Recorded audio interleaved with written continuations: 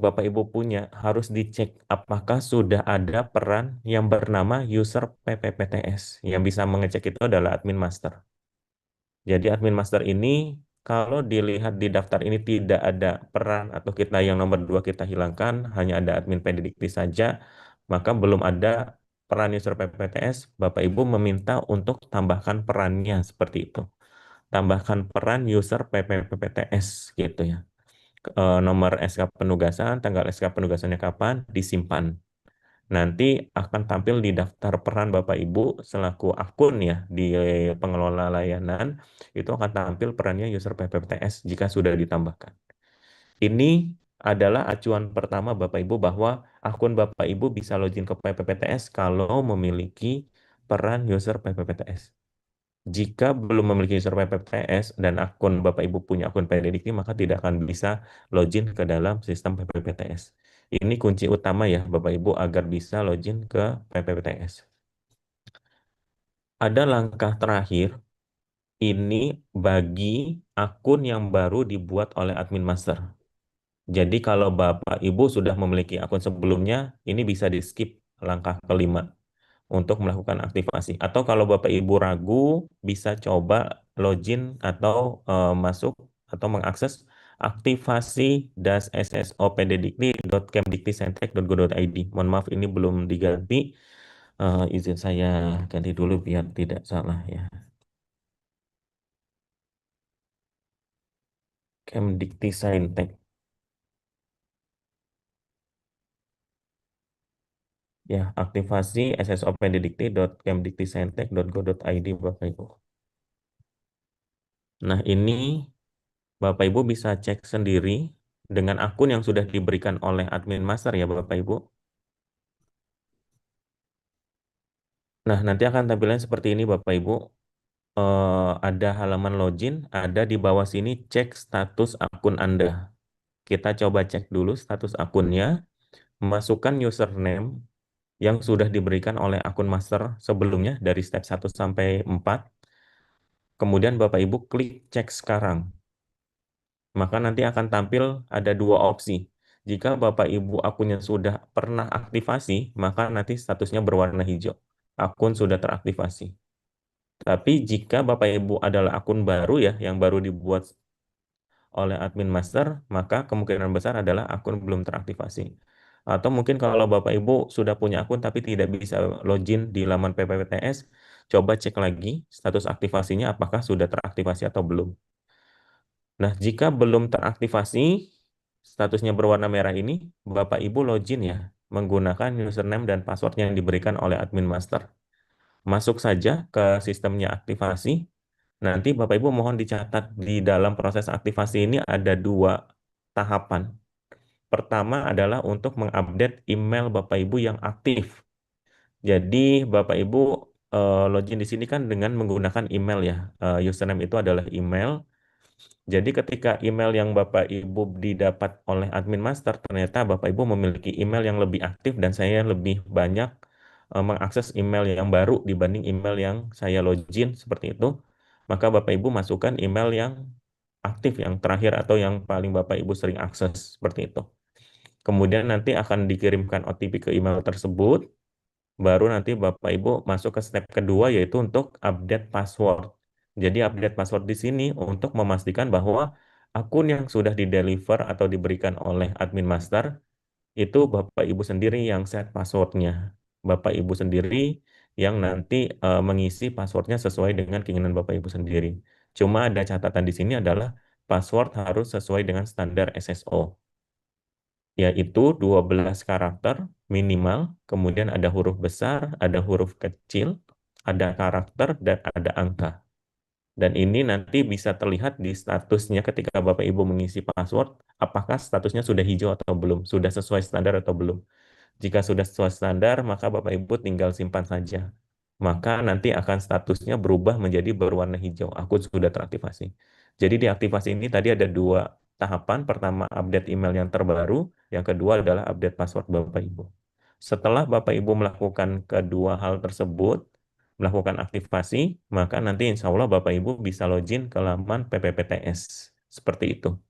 Jadi Tidak serta-merta ketika akun diberikan oleh akun master itu bisa langsung login, tapi Bapak Ibu harus aktivasi atau cek keaktifasian akun Bapak Ibu, apakah sudah teraktivasi atau belum.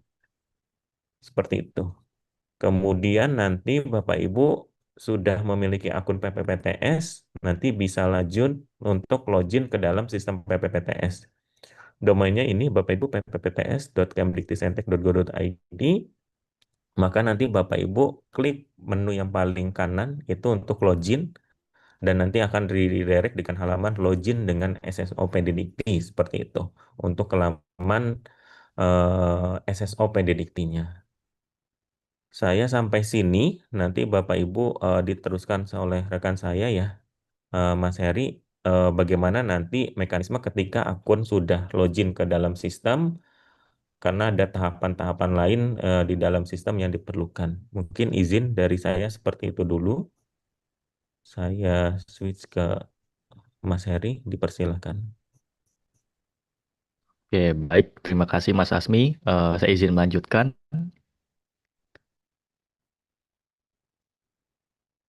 Oke, sudah tampil ya. Oke, baik. Setelah Bapak Ibu selesai membuat akun, sudah teraktivasi ya. Bapak Ibu bisa langsung login ke halaman PPPTS. Bapak Ibu masuk, tampil seperti yang Bapak sudah menenable login. Dan nantinya akun yang tadi dibuatkan atau yang sudah terbuat, kemudian eh, klik login lagi. Dan setelah itu apabila password username atau passwordnya valid, itu akan diminta persetujuan untuk memberikan akses kepada website PPPTS ya.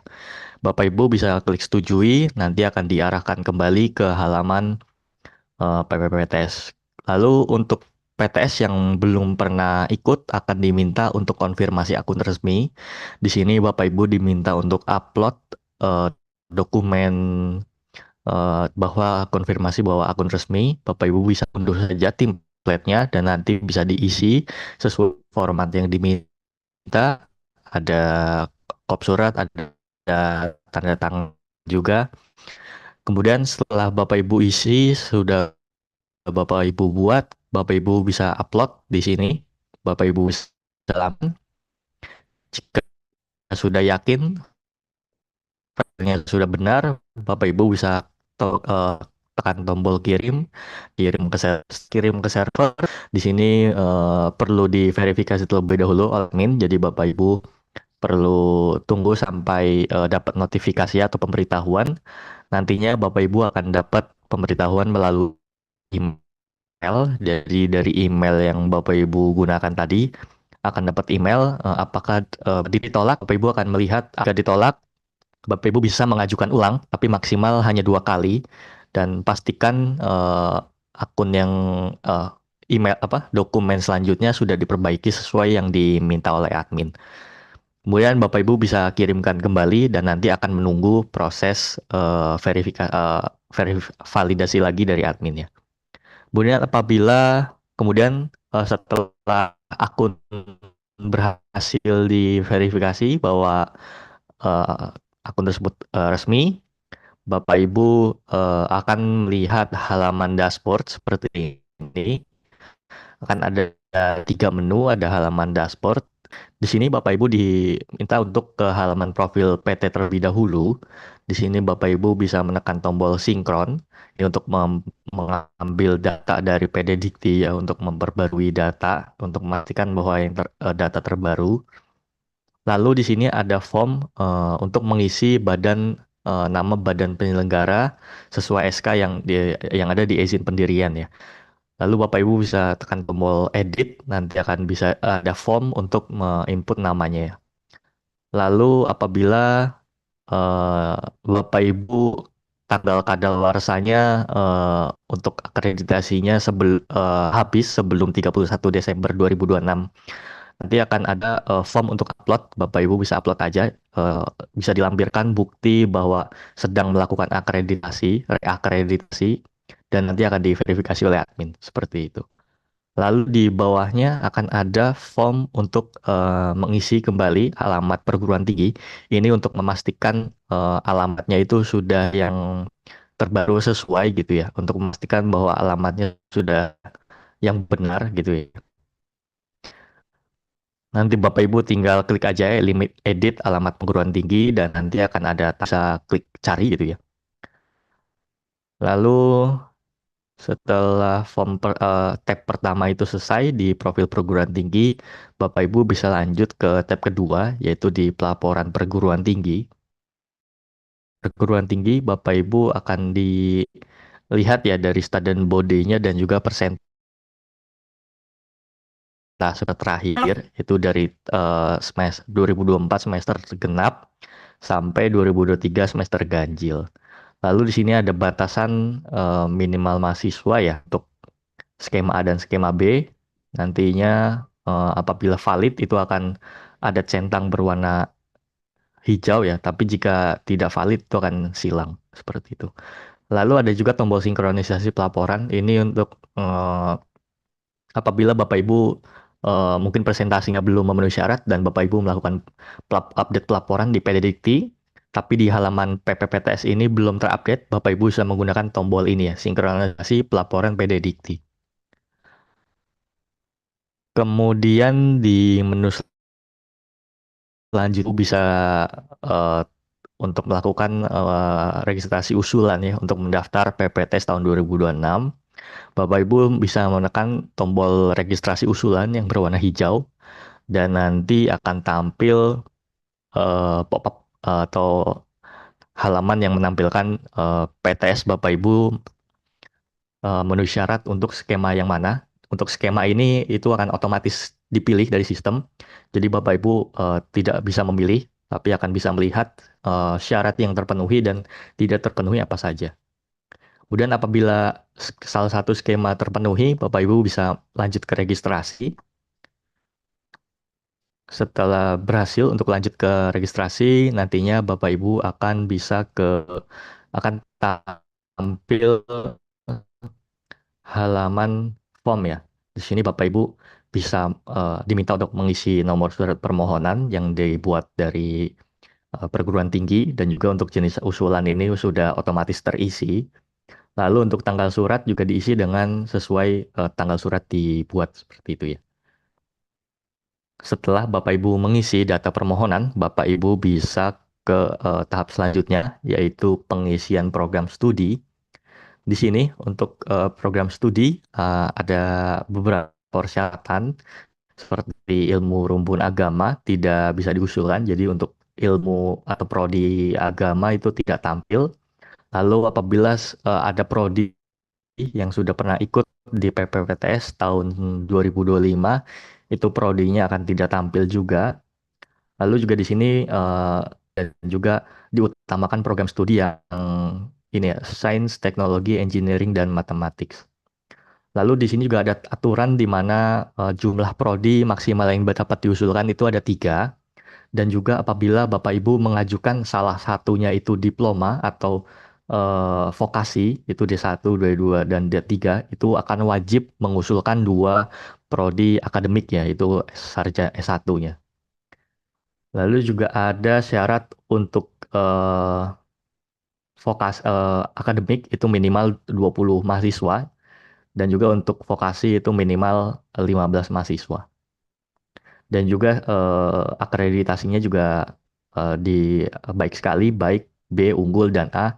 Dan juga ada akreditasi baru yaitu terakreditasi, yaitu syarat agar bisa diusulkan eh, dan juga aktif apa akreditasi batas aktif akreditasi itu 31 Desember 2026, tapi Bapak Ibu tetap bisa mengajukan bukti apabila sedang melakukan reakreditasi.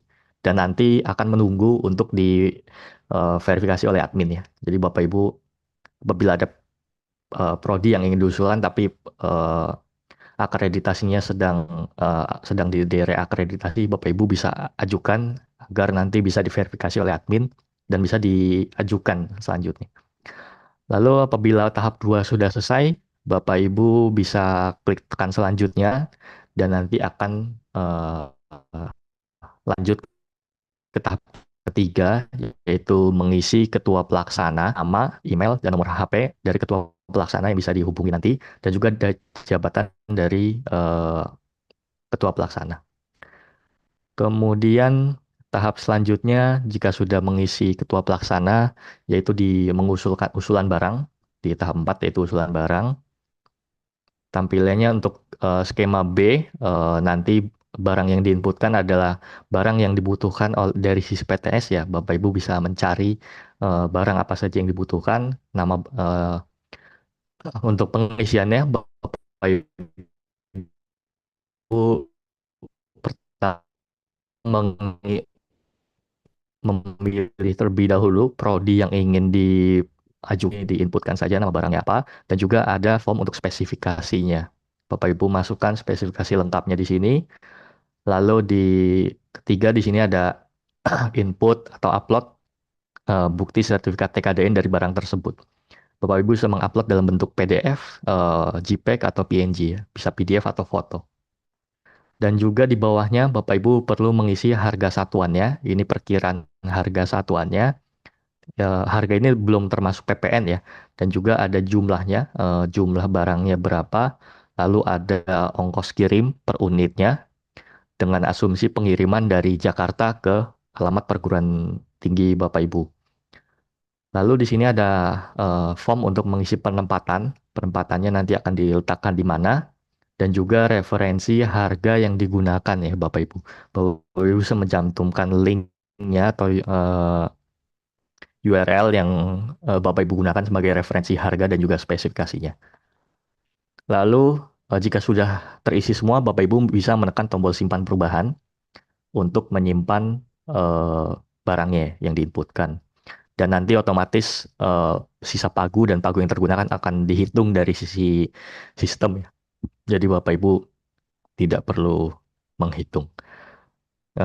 Lalu jika sudah diinputkan di bawah dari tabel list barang, Bapak Ibu diminta untuk mengisi dana pendampingnya. Di sini dana pendampingnya seharusnya 10% ya. Ini nanti akan diperbaiki ya. Ini untuk skema A 5%, untuk skema B 10%. Tapi nanti untuk skema B dia pasti akan tampil 10% dan juga perhitungan syarat minimalnya ini juga otomatis dari sistem ya. Jadi Bapak Ibu tidak bisa ke tahap selanjutnya apabila input dana pendamping ini belum sesuai syarat yaitu 10% dari total keseluruhannya. Dan ini akan dihitung dari sistem. Lalu apabila Bapak Ibu sudah selesai input barang, Bapak Ibu bisa unduh ke PDF. Ini nanti bisa dilampirkan di tabel 9C ya seharusnya untuk skema A itu di tabel 8 dan juga untuk skema B di 9C ya. Kemudian setelah sudah mengisi dana pendamping dan data barang, Bapak Ibu bisa ke tahapan selanjutnya yaitu tahapan kelengkapan dokumen. Di sini Bapak Ibu diminta untuk upload 5 dokumen ya. Ada surat permohonan, proposal PPPTS, kemudian surat pernyataan pemimpin PTS, surat penunjukan ketua dan tim pelaksana, lalu terakhir ada surat pernyataan dana pendamping. Untuk formatnya Bapak Ibu bisa cek di halaman panduan ya, ada di dokumen panduan. Untuk dokumen panduan ada di halaman depan PPPTS, Bapak Ibu bisa cari ke bawah. Nanti ada akan panduan yang Bapak Ibu bisa unduh ya. Lalu setelah Bapak Ibu upload sudah menyelesaikan semua upload, Bapak Ibu bisa ke tahapan terakhir yaitu finalisasi.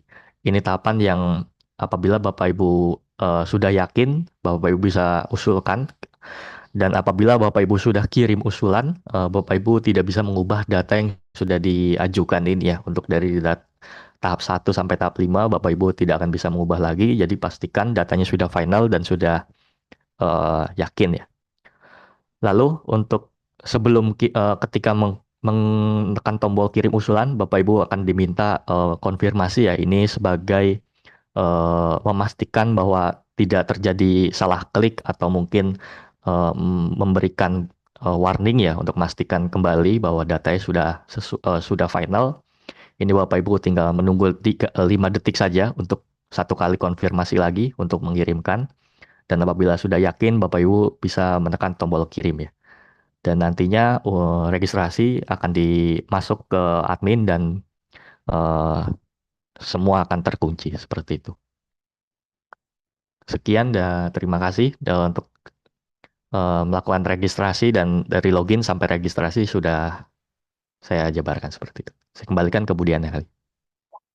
Baik, terima kasih Mas Asmi dan Mas Heri yang telah menyampaikan terkait sistem PPPTS. Baik, kami buka untuk pertanyaan. Ada 30, kurang lebih 30 menit untuk Bapak Ibu yang ingin bertanya mengenai sistem PPPTS. Kami persilakan bisa raise hand. Baik, Pak Marwan kembali dari Universitas Al Muslim, silakan Bapak.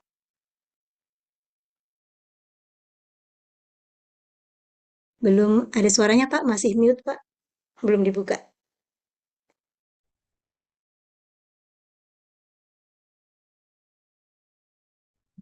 Ya, saya sedikit saja. Dari pagu anggaran 650 itu, apakah sudah masuk 10% di situ? Ada total 650, berarti sekitar berapa, 500 lebih. Lalu 10% dari kampus, dari PT gitu. Atau dalam RAB kami nanti 650 itu di luar daripada 10%. Sehingga ketika ditambah 10%, maka menjadi 715. Apakah 715 maksimum totalnya sudah termasuk 10% atau di 650 Pak Eri? Terima kasih, yang lain sudah kami pahami. Terima kasih banyak. Terima kasih banyak. Ya, baik Pak, silakan Mas Heri. Oh, Atau oke. saya jawab? Jadi Oh, ya Bu bisa. Diana aja nggak apa-apa.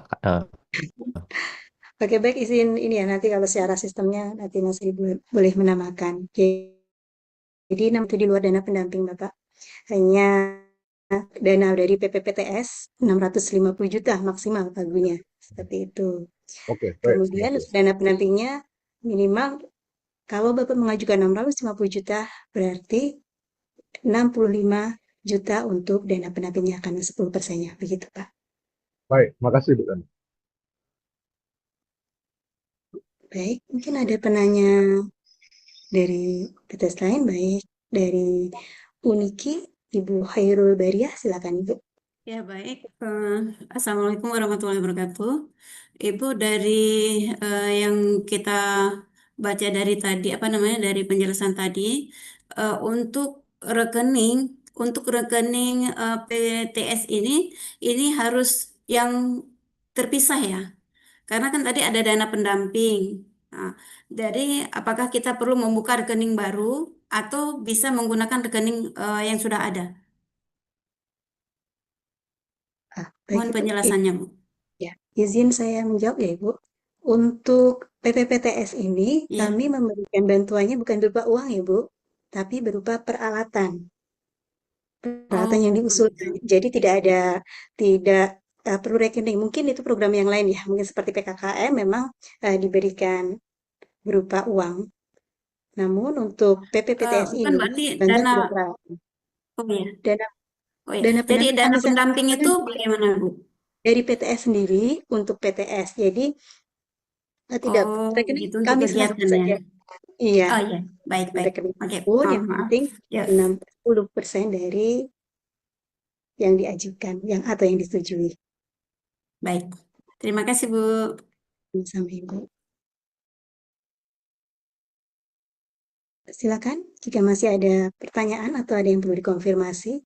Biasanya kalau saat sosialisasi untuk sistem ini memang tidak banyak pertanyaan, tapi ketika nanti sudah dieksekusi, banyak sekali pertanyaan masuk ke kami, melalui WA maupun melalui email. Silakan. Mungkin kami dari Sekretariat perlu menambahkan ya, mohon diperhatikan betul-betul di panduan untuk pihak yang harus tanda tangan ketika kami meminta pemimpin, artinya adalah rektor atau ketua atau direktur, dan itu tidak bisa diwakilkan. Persyaratan administrasi tersebut bisa menyebabkan gagal untuk selanjutnya karena tidak ditandatangani oleh pemimpin perguruan tinggi. Kemudian begitu pula ketika diminta yang menandatangani adalah ketua badan hukum penyelenggara atau ketua yayasan, maka harus ditandatangani oleh ketua yayasan. Seperti itu Bapak Ibu. Mohon untuk dapat menjadikan perhatian karena sayang ketika Bapak Ibu mungkin sudah menyiapkan proposal dengan baik, akan tetapi terganjal di persoalan administrasi tersebut.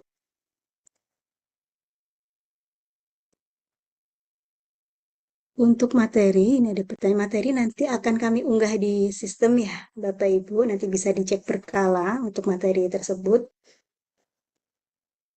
Tadi ada update materi, jadi akan kami unggah di sistemnya nanti setelah ini. Oke, ada pertanyaan dari Bapak. Ada lagi kah? Oh, sudah. Khair.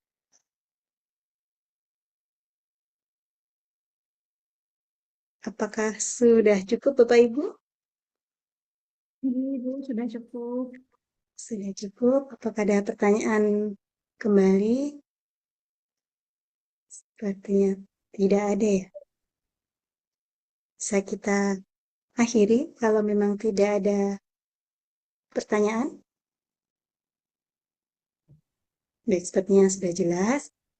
Baik, Bapak Ibu sekalian, kami mengingatkan untuk batas waktu unggah proposal 15 Mei tahun 2026 pukul 23.59 waktu Indonesia Barat. Mohon untuk dapat dicatat dan diperhatikan supaya tidak mepet-mepet, dan kami sarankan pengalaman-pengalaman sebelumnya jika baru hari H upload itu cukup susah karena waktu itu kami juga dihubungi pukul 23.45 itu ada masih terkendala. Untungnya masih bisa terselamatkan gitu ya.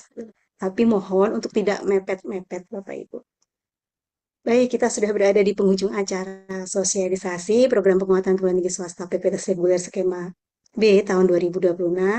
Kami dari tim sekretariat PPPTS mengucapkan terima kasih kepada narasumber, Bapak Ibu dari perguruan tinggi, serta sekretariat PPTS Direktorat Kelembagaan yang turut mendukung terselenggaranya acara sosialisasi ini. Kami berharap semoga para peserta ada yang lolos sampai tahap penetapan dan ditetapkan menjadi pemenang dari PPTS skema B ini. Amin. Ya. Sekian, kami tutup. Wassalamualaikum warahmatullahi wabarakatuh. Waalaikumsalam Waalaikumsalam warahmatullahi wabarakatuh. Terima kasih, Bu Dan. warahmatullahi wabarakatuh.